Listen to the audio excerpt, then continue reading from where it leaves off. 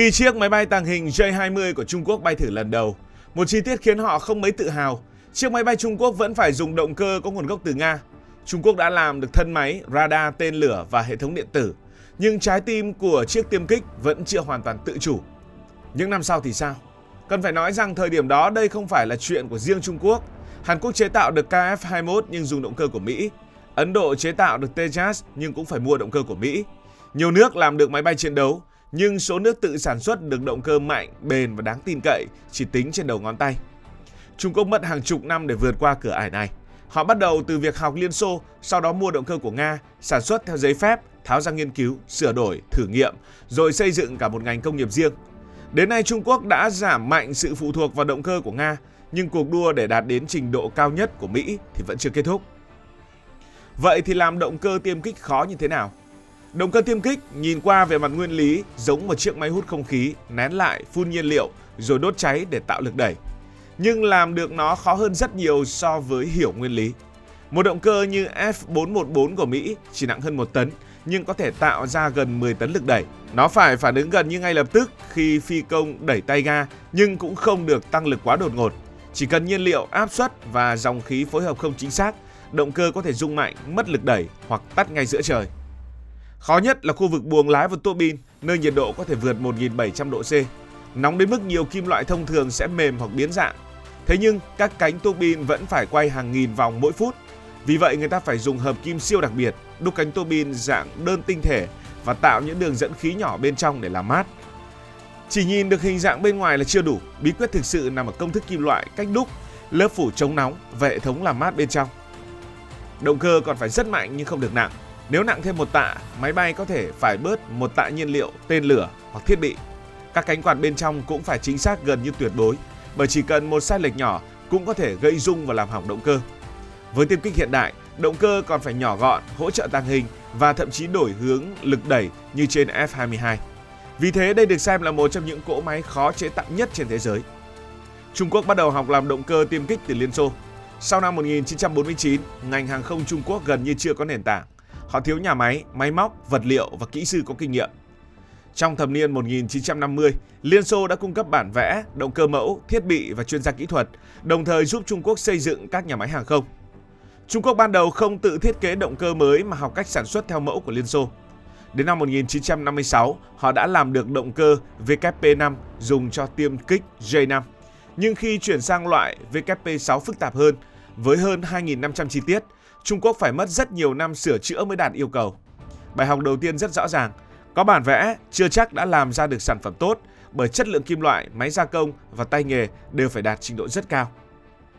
Đầu thập niên 1960, quan hệ Trung Quốc-Liên Xô bắt đầu xấu đi, chuyên gia Liên Xô rút về nước, việc chuyển giao công nghệ bị dừng lại khi nhiều chương trình còn dang dở.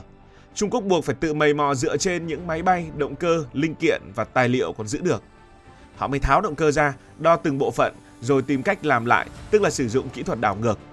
Tuy nhiên tháo ra để nhìn không có nghĩa là sao chép được hoàn toàn. Một chiếc cánh tua bin không chỉ khó ở hình dạng mà còn nằm ở công thức hợp kim, cách đúc, xử lý nhiệt và lớp phủ chống nóng. Vì thế những động cơ Trung Quốc làm ra lúc đầu có thể chạy được nhưng thường chưa đủ bền, chưa ổn định và chưa đạt được chất lượng như hàng của Liên Xô. Sau khi Liên Xô tan rã thì Trung Quốc mới mua những cái máy bay như là Su-27, Su-30 và động cơ AL-31 của Nga. Việc này giúp họ có ngay tiêm kích hiện đại để sử dụng, đồng thời tạo ra một lớp học thực tế rất lớn. Qua hàng nghìn giờ vận hành, kỹ sư Trung Quốc học cách bảo dưỡng, theo dõi hỏng hóc và đánh giá tuổi thọ của từng bộ phận. Tuy nhiên, Nga chỉ bán sản phẩm hoàn chỉnh và không muốn chuyển giao hết công nghệ cốt lõi.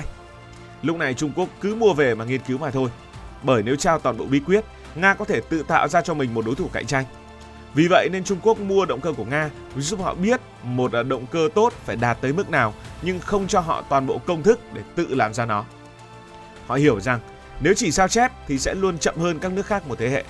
Vì thế Trung Quốc nhận ra họ phải đổ rất nhiều tiền vào nghiên cứu độc lập, đặc biệt là chương trình của động cơ WS-10.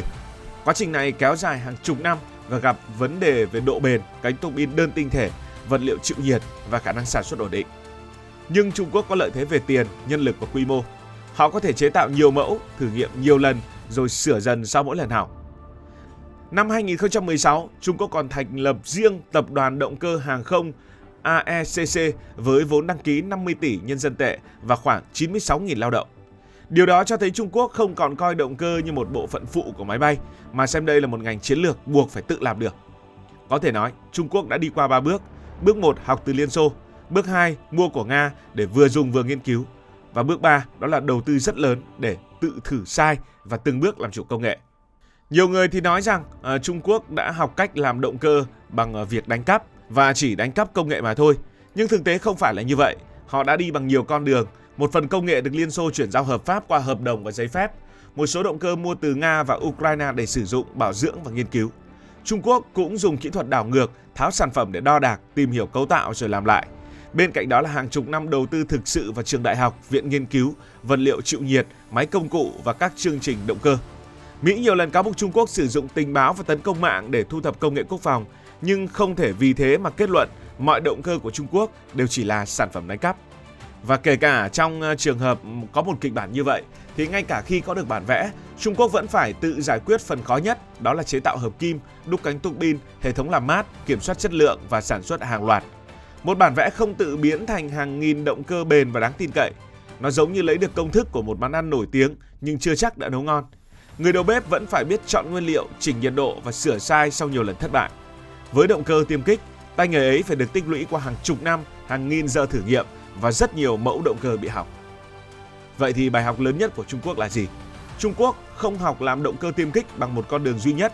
Họ phải bắt đầu bằng sự giúp đỡ của ai đó, cụ thể ở đây là Liên Xô, sau đó sản xuất theo giấy phép. Khi nguồn hỗ trợ bị cắt, họ tháo máy, đo đạc tự hoàn thiện. Đến thời kỳ mới, họ mua động cơ của Nga để mà tiếp tục học hỏi từ chính những gì mà mình đã có được. Đồng thời họ đầu tư vào trường đại học, viện nghiên cứu, vật liệu và nhà máy. Có thể nói, con đường của Trung Quốc là một con đường đi có bài bản và họ cũng đã đi rất thành công. Hai bước đầu tiên đó là mua để có ngay và sao chép để hiểu, rút ngắn thời gian. Nhưng chỉ bước cuối cùng mới quyết định họ có thực sự làm chủ được hay không, đó là họ đã tự nghiên cứu. Bởi không có một nước nào bán cho Trung Quốc toàn bộ bí quyết tốt nhất của mình. Ngày nay, Trung Quốc đã có thể sản xuất động cơ cho phần lớn các dòng tiêm kích chủ lực. Đây là thành tựu công nghiệp rất lớn, nhưng ở tầng cao nhất, nơi động cơ vừa mạnh, vừa nhẹ, vừa tiết kiệm, vừa cực kỳ bền, khoảng cách với Mỹ vẫn còn tồn tại. Cảm ơn vì dành sự quan tâm cho câu chuyện này. Nếu thấy thú vị, bạn có thể đăng ký kênh để không bỏ lỡ các video mới nhất. Còn bây giờ thì xin được nói lời chào tạm biệt.